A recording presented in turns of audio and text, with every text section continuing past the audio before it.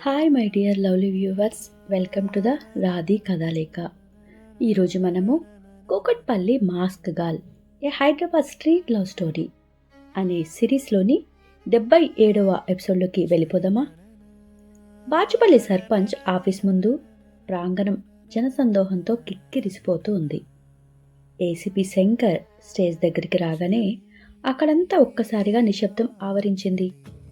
ఆ నిశ్శబ్దాన్ని చీల్చుకుంటూ రంగా ఉత్సాహంగా అక్కడికి వచ్చాడు. తన తమ్ముణ్ణి చూడగానే రంగా కళ్ళల్లో గర్వం ఉట్టిపడుతూ ఉంది. శంకర్ను గట్టిగా హత్తుకుని, తమ్ముడు, ఎన్ని ఏళ్లు గడిచినా నీలో ఆ పట్టుదల అయితే అస్సలు తగ్గలేదు. కాకి చొక్కా వేసుకుని ఇంత గంభీరంగా ఊరి ముందుకు రావటం చూస్తుంటే మా అందరికీ కడుపు నిండిపోయినట్లుంది అని ఆత్మీయంగా అన్నాడు శంకర్ని చూస్తూ. శంకర్ వెంటనే చిరునవ్వుతో రంగా భుజం తట్టి, అన్నా, నువ్వు ఊర్లోనే ఉండి పెదనాన్నకి నీడలా ఉంటూ ఊరి బాధ్యతలు చూస్తున్నావు కదా. నువ్వు కూడా కలలు కన్న జీవితం ఇది. కానీ కొన్ని పరిస్థితుల వల్ల నువ్వు ఊరికి పరిమితం అయిపోయావు. నిజానికి అసలైన ఆఫీసర్ నువ్వే అన్నా అని చాలా ఆత్మీయంగా వినయంగా బదులిచ్చాడు రంగాకు.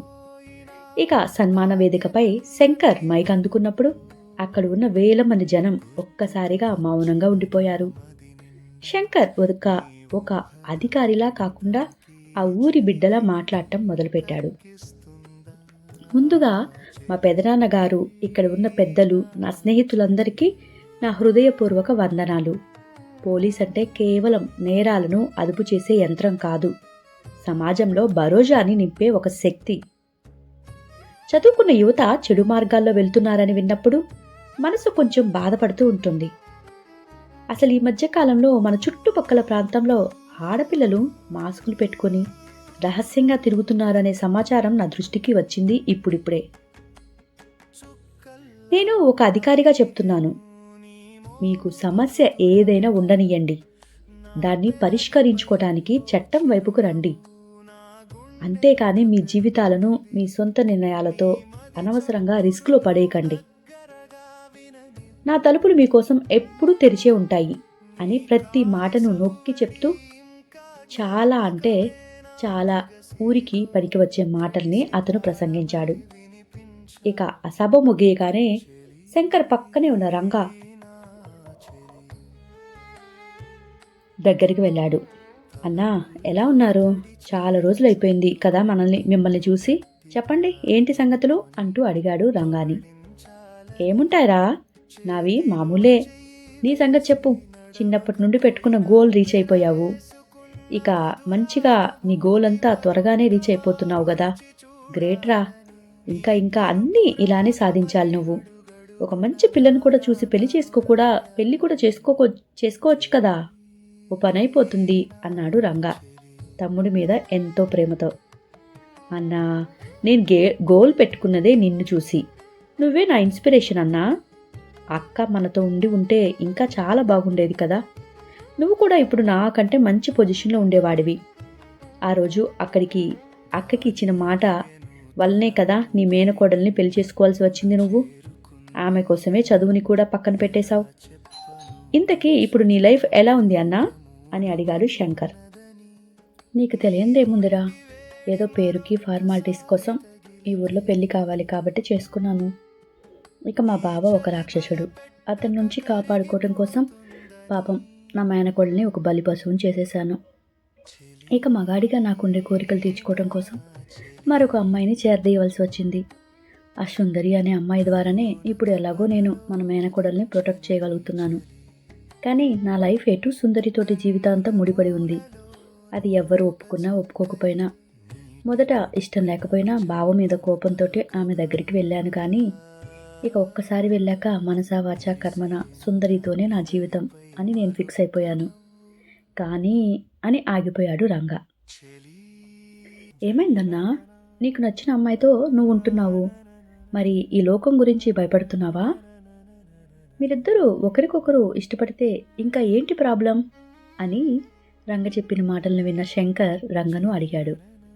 అదేరా, మేమిద్దరం ఒకరికొకరు ఇష్టపడ్డాం. కానీ నాతో ముడిపడి ఉన్న నా మేనకోడల జీవితమే ఎటూ కాకుండా పోతోంది అని భయం. ఆమెకు కూడా నాలాగా ఒక మంచి తోడు దొరికితే బాగుంటుంది కదా అన్నాడు రంగా. మేనకోడలైన శ్రావ్యని తలుచుకొని తన జీవితం అలా ఒంటరిగా ఉంటుంది అని బాధపడుతూ. శంకర్ కొంచెం సేపు ఆలోచించాడు రంగా చెప్పిన మాటల్ని. అవును కదా, నువ్వు మేనకోడల్ని పెళ్లి చేసుకున్నావు, కానీ ఆమెతో కాపురం చేయకుండా ఈ సుందరి అనే అమ్మాయితోటి కాపురం చేస్తున్నావు. ఇది నిజానికి చట్టరీత్యా ఒప్పుకునే విషయం అయితే కాదు కదా. మన సాంప్రదాయాలు దృష్టిలో పెట్టుకుంటే మరైతే ఒక పని చేయొచ్చు కదా రంగా అన్న. మీరిద్దరూ విడాకులు తీసుకుంటే అయిపోతుంది. అప్పుడు నువ్వు మీ మేనకోడలికి వేరే అతనితో పెళ్లి చేస్తే ఆమె జీవితం సంతోషంగా ఉంటుంది కదా అన్నాడు శంకర్. ఇది నాకు తెలిసి ఎప్పటికీ జరిగే పని కాదు. మా ఇంట్లో నాన్న ఒప్పుకోడు, నా మేనకోడలైతే అస్సలు ఒప్పుకోదు అనుకుంటాను. తనకి నేనంటే నిజానికి చెప్పాలి అంటే ప్రేమ అనేది లేకపోవచ్చు, కానీ గౌరవం అయితే చాలా ఉంది. సో ఎట్టి పరిస్థితిలో తన అమ్మకి ఇచ్చిన మాటనైతే తను జవదాటదు. నేను కూడా అలాగే ఉండాలి అనుకుంటున్నాను, కానీ అట్లీస్ట్ తనకి మంచి జరిగిద్ది అంటే మాట దాటడానికి ఓకే చేస్తాను. కానీ ఇవన్నీ ఎలా జరుగుతాయి అని దిగులుగా కొంచెం ఆందోళనగా అడిగాడు రంగా. ఫ్యామిలీ కోర్స్ ఉంటాయన్నా, అందరికీ చెప్పాల్సిన అవసరం లేదు. మీరిద్దరూ సమ్మతమైతే డైవర్స్ తీసుకోవచ్చు. అమ్మాయికి సరైన ఒక మంచి మనిషిని చూసి పెళ్లి చేసేయచ్చు కూడా. ఒకవేళ నీకు ఫార్మాలిటీస్ తెలియవు అంటే చెప్పు, నాకు తెలిసిన ఒక ఫ్యామిలీ లాయర్ ఉన్నారు, కనెక్ట్ చేస్తాను అన్నాడు శంకర్. సరే శంకర్, తప్పకుండా నాకు ఈ హెల్ప్ తప్పకుండా కావాలి. కాకపోతే కొంచెం టైం తీసుకుంటాను. అన్నీ చక్కపడ్డాక ఎలాగోలా నా చిట్టి తల్లిని ఒప్పించి ఒక నిర్ణయం తీసుకుంటాను. సరే పద శంకర్, అందరూ ఎదురు చూస్తూ ఉంటారు, ఇంటి దగ్గర భోజనం చేద్దాం అన్నాడు రంగా శంకర్ని ఇక ఇంటికి తీసుకువెళ్ళటానికి సిద్ధపడి. మీరు పదండి అన్న, ఒక్కసారి నేను మన ఊరి చివర ఉన్న చిన్నప్పటి స్కూల్ దగ్గరికి వెళ్ళి జస్ట్ అలా చూసి ఇలా వచ్చేస్తాను. చాలా రోజులైంది కదా. అమ్మ వాళ్ళు అడిగితే చెప్పండి, నేను ఒక 20 minutesలో వచ్చేస్తాను అని అంటూ శంకర్ ఇక స్కూల్ వైపుకి దారి మళ్ళాడు. మరోవైపు హైదరాబాద్ సాఫ్ట్వేర్ ఆఫీస్లో అర్జున్ మానసిక స్థితి చాలా దారుణంగా ఉంది. తన ముందున్న స్క్రీన్ మీద వేల కొద్ది కోడింగ్ లైన్లు ఉన్నా కూడా అతనికి మాత్రం శ్రావ్య కన్నీళ్లే కనిపిస్తున్నాయి. అప్పుడే నేహ తన వయ్యారాలన్నీ ఒలకపోస్తూ అర్జున్ పక్కనే కూర్చొని ఉంది. అసలే అర్జున్ చాలా సీరియస్గా బాధగా ఉన్నాడు. ఇక సీరియస్గా ఉన్నాడని గమనించిన ఆమె తన అతి తెలివితేటల్ని ప్రదర్శించింది, తన మనసులోని బాధను తెలుసుకోకుండా. మెల్లగా తన చేతిని అర్జున్ తోడ మీద వేసి వేళ్లతో నిమురుతూ అతని వైపు చూస్తూ నోటిలో పెన్ పెట్టుకుని తిప్పుతుంది. మీటింగ్ వైపు చూస్తున్నట్లు నటిస్తూ ఉంది. అర్జున్ లైఫ్లో జరిగిన ఆ మధుర జ్ఞాపకాలని మళ్ళీ గుర్తు చేసుకుందామా? ఎందుకంత సీరియస్గా ఉన్నావు అని అతని చెవిలో చిన్నగా గుసగుసలాడింది. ఆ మాట వినపడగానే అర్జున్ ఒక్కసారిగా అసహ్యంతో ఊగిపోయాడు. ఆమె చేతిని బలవంతంగా విదిలించి, నేహా, నీకు తెలియటం లేదా? ఇది ఆఫీస్, ఒక పద్ధతి ఉంటుంది కదా అని చిన్నగానే హెచ్చరించాడు ఆమెను. అప్పుడే పక్కనే ఉన్న విజయ్ ఇదంతా గమనిస్తూనే ఉన్నాడు. అతను నేహాని చూసి, నేహా, నీకు వర్క్ మీద ధ్యాస లేకపోతే ఇక్కడ నుండి వెళ్ళిపో, అంతేకాని అందరినీ డిస్టర్బ్ చేయకు అన్నాడు. ఆ పక్క సీట్లో కూర్చొని ప్రాజెక్ట్ డాక్యుమెంటేషన్ పూర్తి చేయి అని కఠినంగా చెప్పగానే నేహ కళ్ళల్లో కోపం ముంచుకొచ్చింది. ఇక ఏమి చేయలేక ఆ ఆవేశంతో రగిలిపోతూ అక్కడి నుండి లేచి వెళ్ళిపోయింది నేహ అలా వెళ్ళిపోతుంటే ఇదివరకైతే అర్జున్ కొంచెం మనసులో బాధపడేవాడు. విజయ్ ఎప్పుడు నేహని అలాగే తిడుతూ ఉంటాడు అని తర్వాత వెళ్ళి సముదాయించేవాడు కూడా అప్పుడప్పుడు.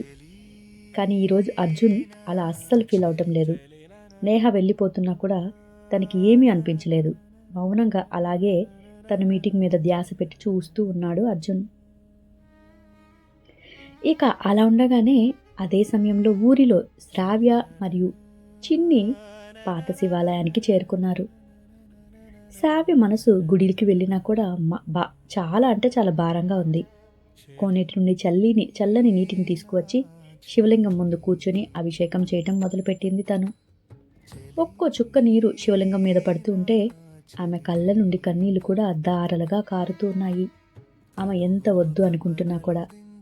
స్వామి, నా జీవితాన్ని ఎటు తీసుకెళ్తున్నావు? అద్రు జ్ఞాపకాలు నన్ను వేధిస్తూనే ఉన్నాయి కదా. నేను శాపీగా మారటం నా తప్ప? లేక అద్రుణ్ణి ప్రేమించటం నా తప్ప? నా మనసుకి శాంతిని ప్రసాదించు అని ఆక్రోశిస్తూ శివయ్యను వేడుకుంది శ్రావ్య. చిన్ని ప్రదక్షిణలు ముగించుకొని వచ్చి, చిట్టి తల్లి, బాధపడటం ఆపేసేయ్. దేవుడి దగ్గర మనసు ప్రశాంతంగా ఉంచుకోవాలి. నీ మామ నీ మనసు తెలుసుకుంటాళ్లే. నీకోసం వెతుక్కుంటూ ఇదిగో నీ గురించే తప్పించే సమయం త్వరలోనే రానుందిలే అని చెప్పింది, తను రంగా గురించి బాధపడుతుంది అనుకొని. చిన్ని అలా అనగానే అప్పుడే ఆ శివలింగం మీద నుండి ఒక తెల్లని లిల్లీ పువ్వు శ్రావ్య ఒడిలో పడింది. గుడిలో పూజారి వచ్చి, శుభం శుభం, నీ కలలు నెరవేరే సమయం అతి చెరువులోనే ఉందమ్మా. దేవుడే స్వయంగా కరుణించి నీ ఒడిలో ఆ పువ్వుని ఉంచాడు అంటూ వారి పూజా సామాన్లు తెచ్చిన ఆ గిన్నెలను వారికి తిరిగి ఇచ్చేశాడు, ప్రసాదం తీర్థంతో సహా. అలా పూజారి ప్రసాదం తీర్థం ఇవ్వగానే చిన్ని శ్రావ్య ఆ పంతులు గారిచ్చిన తీర్థాన్ని ప్రసాదాన్ని తీసుకొని కళ్ళకద్దుకొని దేవుడికి మరొక్కసారి మొక్కుకున్నారు. శ్రావ్య మాత్రం అలాగే తన 2 చేతులతో ఎదురుగా ఉన్న శివలింగాన్ని చూస్తూ మౌనంగా నిలబడింది, నమస్కరిస్తూ. శ్రావ్య అలాగే నిలబడి ఉండటాన్ని గమనించిన చిన్ని, పద, సన్మాన కార్యక్రమం అయిపోయి ఉంటుంది, అందరూ భోజనాలకు వెళ్తున్నారు, చిన్నమ్మ తాతయ్య కూడా ఇంటికి వచ్చేసి ఉంటారు కదా అని బలవంతంగా శ్రావ్యని బయటకు లాగేసింది. ఇక శ్రావ్య తన కళ్ళు తుడుచుకొని శివయ్యకు చివరిసారిగా మొక్కి తన ఒడిలో పడిన పువ్వుని తలలో పెట్టుకుంటూ నెమ్మదిగా చిన్నీని అనుసరిస్తూ గుడి మెట్లు దిగుతూ ఉంది. శివాలయం మెట్లు వర్షపు చినుకులతో తడిసిన నీళ్లతో నల్లగా మెరుస్తున్నాయి. అప్పుడు పక్కనే గలగలా పారుతున్న చిన్న ఏరు ఆ సాయంత్రపు వేళను మరింత అందంగా కాషాయ రంగులోకి మార్చేస్తూ ఉంది. ఆ నీటి శబ్దం మధ్యలో శ్రావ్య నెమ్మదిగా మెట్లు దిగుతూ ఉంది. ఆమె కాళ్లకు పెట్టుకున్న వెండి పట్టీలు ప్రతి అడుగుకి చక్కగా గల్లు గల్లున మోగుతూ ఉంటే ఆ శబ్దం అక్కడి ప్రశాంతమైన వాతావరణంలో ఒక చిన్న సంగీతంలా వినపడిపోతుంది.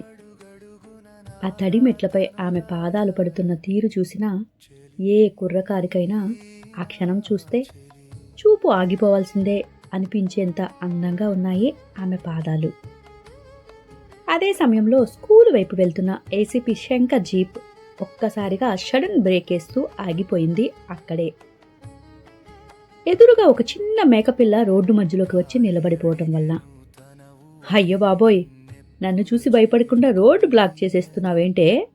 నీకు పోలీస్ డిపార్ట్మెంట్ మీద చాలా కాన్ఫిడెన్స్ ఉన్నట్టుంది, వాళ్ళేం చేస్తారులే అని అంటూ నవ్వుతూ దాన్ని చూస్తూ అన్నాడు శంకర్. ఆ మేకపిల్ల బెదిరిపోయి పరిగెత్తుకుంటూ వెళ్ళిపోయింది. డ్రైవింగ్ చేస్తున్న సత్యబాబు నవ్వు ఆపుకుంటూ, సార్, మీ ఫేస్ చూస్తే క్రిమినల్స్ కూడా ఫ్రెండ్లీగా ఫీల్ అయిపోతూ ఉంటారు. ఇక వారి క్రిమినల్ పనులు మానేసి మంచి మార్గంలోకి వచ్చేస్తున్నారు. మేకపిల్లలైతే ఇంక మీ ముందు వచ్చి ఆగకుండా ఎలా ఉంటాయి అన్నాడు సత్యబాబు. అప్పుడే శంకర్ చూపు అనుకోకుండా ఆ గజ్జల చప్పుడు వస్తున్న గుడి మెట్ల వైపుకు వెళ్ళింది. ఒక్క క్షణం అతని కళ్ళు అక్కడే ఆగిపోయాయి. తన ముందు ఆ వెండి పట్టీలు మోగిస్తున్న అందమైన పాదాలు కనిపించాయి. అక్కడి నుండి అతని చూపు మెల్లగా పైకి ఎగబాకింది. ఆకాశ నీలం రంగుతో మురిసే లా చీరలో గాలికి చిన్నగా ఎగురుతున్న ఆమె శిరోజాలతో చేతిలో పూల గిన్నె, తడిసిన జుట్టు కొద్దిగా చెంపల మీద పడుతూ ఉంది. పెదవుల చివర నవ్వనట్లుగా ఉన్న ఒక చిన్న నవ్వు. చెవులకు పెట్టుకున్న చిన్ని బుట్టలు గాలికి ఊగుతూ మెరుస్తున్నాయి ఆమె ముఖాన్ని అనుసరిస్తూ. ఆ నవ్వు చూసిన శంకర్ గుండె ఒక్కసారిగా తెలియని వేగంతో కొట్టుకుంది. ఏంటయ్యా సత్యబాబు అంటూ గుండె మీద చెయ్యి పెట్టుకున్నాడు. నిజంగానే మనకు వయసు వచ్చిందంటే ఏ అమ్మాయి కనపడినా అద్భుతంగా మన కోసమే దిగి వస్తుందా అన్నట్లుగా ఉంటుందా ఏంటి? అందరికి ఇలాగే జరుగుతోందా? నాకేంటో బాబు, ఈ మధ్య ఎవ్వరు కనిపించినా ఏంజల్స్లా కనిపించేస్తున్నారు అని ఆ నవ్వుతున్న ఆమె పెదవుల వైపే చూస్తూ అడిగాడు శంకర్. సత్యబాబు ఆశ్చర్యంగా సార్ అన్నాడు. అతన్ని ఇంతవరకు ఆడపిల్లను పొగడటం వినలేదు కాబట్టి. మొన్నేమో కూకట్పల్లి ఏరియాలో ఆ మాస్క్ పెట్టుకున్న మిరియాల పొడి అమ్మాయి నా గుండెని లాగేసిందయ్యా. ఇప్పుడు ఈ గుడి దగ్గర ఇంకో అమ్మాయి కనిపించింది. ఇదేం సిచ్యువేషన్ రా బాబు పోలీస్ ట్రైనింగ్లో దీనికి ఎలాంటి శిక్షణ చెప్పలేదు కదా అన్నాడు శంకర్. వెనక సీట్లో కూర్చున్న లేడీ కానిస్టేబుల్ సుజాత నవ్వు ఆపుకోలేక, సార్ ఇది లవ్ సెక్షన్ అయి ఉంటుంది, ఐపీసీలో లేకపోయినా అందరి జీవితాల్లో అప్లై అయిపోతుంది అంది. అంటే నేనిప్పుడు అమ్మాయిల కేసులో పడిపోయానా ఏంటి అని శంకర్ అమాయకంగా అడిగాడు. పడిపోయారు సార్, కానీ ఈ కేసులో బెయిల్ దొరకటం చాలా కష్టం అంది సుజాత చిలిపిగా. ఇక అందరూ నవ్వుతుండగా శ్రావ్య, చిన్ని ఇద్దరూ నవ్వుకుంటూ మెట్లు దిగుతూ కిందకి వచ్చారు. శంకర్ మాత్రం జీపు నుండి కిందకి దిగి ఆ గుడి మెట్ల దగ్గరికి వచ్చి వాళ్ళ వైపే చూస్తూ నిలిచిపోయాడు. లెనిన్ షర్ట్స్, బ్లాక్ జీన్స్, కళ్ళకి బ్లాక్ స్పెట్స్ సాయంత్రపు వెలుతురులో అతను చాలా హ్యాండ్సమ్గా కనిపిస్తున్నాడు. అతను మెల్లగా శ్రావ్య వైపు నడవడం మొదలుపెట్టాడు. కానీ శ్రావ్య మాత్రం అతని వైపు ఒక్కసారి కూడా చూడలేదు. వెంటనే వాళ్ళు కిందకి దిగుతుండగా ఆ మెట్ల మీద కూర్చొని షూ సరి చేసుకుంటున్నట్లుగా శంకర్ తన షూ లేస్ని టైట్ చేస్తున్నాడు. చిన్ని ఇంటికి వెళ్ళాక చిన్నమ్మకి చెప్పొద్దు నేను ఏడ్చాను అని అంటూ మెల్లగా శ్రావ్య చిన్నితో చెప్పింది. చెప్పను చిట్టి తల్లి, కానీ నువ్విప్పుడు నా కోసం నవ్వాలి మరి అంటూ చిన్ని ఆమె నడుముని కొంచెం గిల్లటానికి చిన్నగా పట్టుకుంది. ఇక వెంటనే శ్రావ్య చిన్ని చేతి నుండి తప్పించుకోవడానికి పక్కకి జరిగి పడబోతూ తమాయించుకుంది. అప్పుడే ఆమె చీర కొంగు గుడి మెట్ల మీద కూర్చున్న శంకర్ ముఖం మీదకి ఈడ్చుకుంటూ శంకర్కి తగిలింది. వాళ్ళిద్దరూ శంకర్ పక్క నుండి నడుచుకుంటూ అలా వెళ్ళిపోయారు. ఆ క్షణం శంకర్కి ఎందుకో విచిత్రంగా అనిపించింది. ఎదురుగా వచ్చిన అమ్మాయి తనని అసలు గమనించకుండానే వెళ్ళిపోవటం అతనికి కొంచెం కొత్తగా అనిపించింది. ఇంతవరకు ఏ అమ్మాయి చూసినా మరలా వెనక్కి తిరిగి మరీ చూస్తోంది శంకర్ని. కానీ ఈ అమ్మాయి ఏం పట్టించుకోకుండా అలా వెళ్ళిపోయింది. శ్రావ్య పడబోయే సమయంలో తన చేతిలోని పూల గిన్నె కొంచెం ఒరిగి 2-3 తెల్లని పూలు కింద పడిపోయాయి. శ్రావ్య వాళ్ళు అలా వెళ్ళగానే వెంటనే వంగి ఆ పూలను చేతిలోకి తీసుకున్నాడు.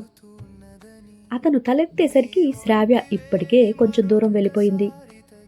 గాలికి ఆమె కురులు మెల్లగా ఊగుతూ ఉంటే వెనక నుండి చూడటానికి అద్భుతంగా కనపడింది శంకర్కి. శంకర్ చేతిలో ఉన్న ఆ పూలను చూస్తూ చిన్నగా నవ్వుకున్నాడు. సార్, స్కూల్కి వెళ్ళాలా లేక ఈ పూలతోనే స్టేషన్లో కంప్లైంట్ రాయాలా అంటూ సత్యబాబు మళ్ళీ ఆట పట్టించాడు. రాసేద్దాం, నా గుండె గదిలో ఈ పూల అమ్మాయి, ఆ మిరియాల పొడి అమ్మాయి ఇద్దరి మీద కంప్లైంట్ రాసేద్దాం. ఎవరు మరి నా కేసులో గెలుస్తారో చూసేద్దాం అంటూ శంకర్ నవ్వుతూ జీప్ ఎక్కేశాడు. ఇక జాగ్రత్తగా చూసుకుంటూ పదా సత్యబాబు, అసలే ఈ ఊర్లో గాలి చాలా డేంజరస్గా ఉందయ్యా. మొదట రాగానే అమ్మాయి నవ్వుతో అరెస్ట్ చేసేసినట్లు ఉంది అన్నాడు. ఏంటో ఆ హైదరాబాద్లో ఆ అమ్మాయి ఏమో ఏడుపుతూ నన్ను కట్టేస్తే ఈ బాచుపల్లి పిల్ల నవ్వుతూ నన్ను బంధించేసేస్తుంది. ఏంటి నాకు పిచ్చెక్కుతుంది అని అంటూ ఆ ఊరిలో పంట పొలాలన్నింటినీ చూస్తూ కూర్చున్నాడు శంకర్ జీపులో. అవును సార్, నిజంగానే ఏ అమ్మాయి వైపు చూడని మీకు ఒక్కసారిగా ఒకే టైంలో 2 అమ్మాయిల మీద మనసు మలటం ఏంటి? మాకు కూడా చాలా వింతగా ఉంది అంది సుజాత సంబరపడిపోతూ. శ్రావ్య, చిన్ని ఇద్దరూ నెమ్మదిగా ఇంటి వైపుకు నడుస్తున్నారు. అక్కా, ఆ పోలీస్ ఆఫీసర్ని చూసావా? అతను నిన్నే చూస్తున్నాడు అంది చిన్ని ఆ జీపులో కూర్చున్న పోలీసుల్ని గమనించి. అందర్నీ చూస్తుంటారు వాళ్ళు, అది వాళ్ళ పని అంటూ శ్రావ్య మామూలుగా చెప్పేసింది. ఇక ఇద్దరూ మాట్లాడుకుంటూ ఇంటి బాట పట్టారు. శంకర్ తన పాత స్కూల్ దగ్గరికి చేరుకున్నాడు. పాత క్లాస్ రూమ్స్, గ్రౌండ్స్, గంట మోగే స్తంభం అన్నీ చూసి అతని కళ్ళల్లో చిన్ననాటి జ్ఞాపకాలు తిరిగాయి. మాస్టర్లందరినీ అతన్ని చూసి ఎంతో ఆనందంగా పలకరించారు. నువ్వు ఇంత పెద్ద ఆఫీసర్ అవుతావని అప్పుడు తెలుసురా శంకర్ అంటూ అక్కడ ఉన్న మాస్టర్లు ప్రేమగా శంకర్ని ఎంతో గర్వంతో పలకరించారు ప్రేమగా. ఇక వారందరి దగ్గర ఆశీర్వాదం తీసుకొని శంకర్ తన పెదనాన్న ఇంటికి బయలుదేరాడు. కొంతసేపటి తర్వాత శంకర్ ఇంటికి చేరుకోగానే అందరూ శంకర్ని ఎంతో ఆప్యాయంగా ఆహ్వానించి ఏరి కోరి మరీ తనకి ఇష్టమైనవన్నీ వడ్డించి భోజనం పెట్టారు. ఇక చక్కగా భోజనం చేయగానే ఇంటి ముందు పెద్ద చెట్టు కింద కుర్చీలు వేసుకొని అందరూ మాట్లాడుకుంటూ ఉన్నారు. పెదనాన్న, పెద్దమ్మ కౌసల్య, అమ్మ సుమిత్ర ఎన్నో రోజుల తర్వాత కలిసిన ఆనందం వాళ్ళ కళ్ళల్లో స్పష్టంగా కనిపిస్తోంది.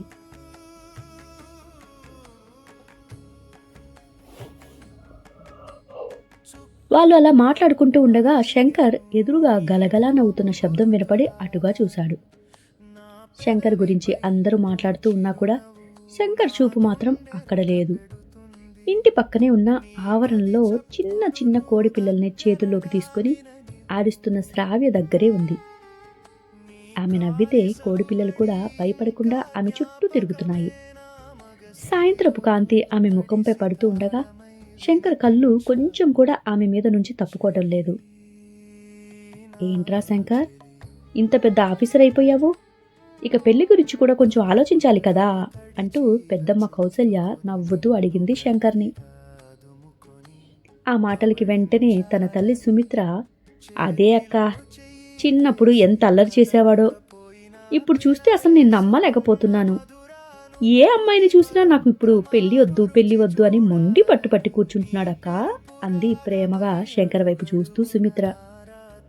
పెదనాన్న నవ్వుతూ, సరేలే, అయినా మా తమ్ముడు మనవరాలు ఉంది కదా, ఆ అమ్మాయి పేరు చిన్ని, చాలా మంచి పిల్ల, చదువులో కూడా చాలా బాగుంటుంది. నీకు నచ్చితే మాట్లాడతాన్రా, చేసేసుకోరా, మీ అమ్మకి కూడా ఒక పని అయిపోతుంది. ఇక నీకు పెళ్లి కూతుర్ని ఎతికే బాధ కూడా తప్పిపోతుంది అన్నాడు.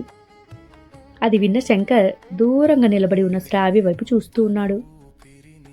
ఆమె మాత్రం కోడి పిల్లలతోనే మునిగిపోయి ఉంది.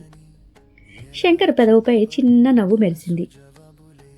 చూస్తా పెదనానా, ముందు ఈ ఊర్లో ఇంకా అసలు ఎవరెవరున్నారు, ఆడపిల్లలు ఏంటి అని తెలుసుకోవాలి కదా ముందు అన్నాడు. ఎదురుగా ఉన్న అమ్మాయి నచ్చితే మాట్లాడొచ్చు అనే అర్థం వచ్చేలాగా. అందరూ నవ్వుతున్నారు, అన్ని కబుర్లు చెప్పుకుంటున్నారు. ఆ పెదనాన్న, పెద్దమ్మ కౌసల్య, శంకర్, తల్లి సుమిత్ర అందరూ హాల్లో కూర్చొని సీరియస్గా ఏదో ముచ్చటిస్తూ ఉన్నారు. ఏరా శంకర్, స్కూల్ ఎలా ఉంది, మీ మాస్టర్లందరూ బాగున్నారా అని మరలా కౌసల్య ప్రేమగా అడిగింది శంకర్ని. నవ్వుతూ సోఫాలో కూర్చొని, అందరూ బాగున్నారు పెద్దమ్మ, మన ఊరు ఆ స్కూల్ చూస్తుంటే చిన్నప్పటి రోజులు గుర్తొస్తున్నాయి అన్నాడు. సుమిత్ర వెంటనే శంకర్ తల నిమ్ముతూ, వాడికి ఉద్యోగమే లోకమక్క, ఇప్పుడు ఎలాగో ఏసీపీ ఆఫీసర్గా సెటిల్ అయిపోయాడు కదా, వాడు ఒప్పుకుంటే ఒక మంచి సంబంధం చూసేసేయండి, ఈ పండగ ముందే పెళ్లి చేసేద్దాం అంది. అందరూ శంకర్ పెళ్లి ముచ్చట్లు మాట్లాడుతూ ఉంటే శంకర్ చూపు మాత్రం దూరంగా పెరట్లో ఉన్న కోడి పిల్లలతో ఆడుకుంటున్న శ్రావ్య మీదే ఉంది. శ్రావ్య కింద కూర్చొని ఆ చిన్ని కోడి పిల్లలను ముద్దాడుతూ వాటితో ముచ్చట్లు చెప్తూ తన చిన్ని ప్రపంచంలో మునిగిపోయి ఉంది. ఇక ఈ లోకంలో ఎవ్వరితోటి నాకు పని లేదు అన్నట్లు. ఆమెను చూస్తున్న శంకర్కి గుడి దగ్గర అలంకరించబడిన అందం కంటే ఇక్కడ సహజత్వంగా ఉన్న ఆమె ఇంకా ఎంతో అద్భుతంగా అనిపించింది శంకర్కు. శంకర్ తన చూపును శ్రావ్య నుండి తిప్పకుండానే, చూద్దాం పెదనాన్న, తప్పకుండా ఆలోచిద్దాం అని మెల్లగా అన్నాడు. కానీ అతని మనసులో మాత్రం ఆ గుడి మెట్ల మీద దిగి వచ్చి ఇప్పుడు ఈ పెరట్లో కోడి పిల్లలతో ఆడుకుంటున్న ఆ శ్రావ్య రూపమే బలంగా ముద్రపడిపోతుంది. ఆ ఇంటి వాతావరణం, ఆ బంధుత్వాల మధ్య శంకర్ పెళ్లి ప్రస్తావన చాలా అంటే చాలా ఆనందంతో జరుగుతూ ఉంది. హాయ్ గైస్, నెక్స్ట్ ఎపిసోడ్ కోసం వేచి చూస్తూ ఉంటారు కదా. ఈ కథ మరియు ఇందులో పాత్రలు మాత్రం పూర్తిగా కల్పితమే, ఎవ్వరిని ఉద్దేశించినవి కావు. ఇది కేవలం వినోదం కోసం మాత్రమే రూపొందించబడింది. తప్పకుండా మీరు అర్థం చేసుకుంటారు కదా. అలాగే నా ఛానల్ నచ్చితే ఎవరైతే సబ్స్క్రైబ్ చేసుకోలేదో వీలైతే సబ్స్క్రైబ్ చేసుకోవచ్చు కదా. మరియు లైక్, కామెంట్, షేర్ చేయటం మర్చిపోకండి. మీరు చేసే ఒక చిన్న లైక్ నాకు చాలా అంటే చాలా సపోర్ట్ని ఇస్తుంది. మీరు పెట్టే కామెంట్ నాకు ఇంకా మంచిగా కథను రాయడానికి చాలా ప్రేరణ ఇస్తుంది. Thank you guys. మళ్ళీ తిరిగి నెక్స్ట్ ఎపిసోడ్లో కలుసుకుందామా. కొంచెం లేట్ అయింది ఈ ఎపిసోడ్ ఇవ్వటానికి, అస్సలు ఎందుకో మూడ్ రావటం లేదు, ఈ ఎండలకో ఏమో చిరాకుతోటి. తప్పకుండా నెక్స్ట్ ఎపిసోడ్ త్వరగా ఇవ్వడానికి ట్రై చేస్తాను. తిట్టుకోకండి ఏమైనా లేట్ అయితే. Okay guys, bye.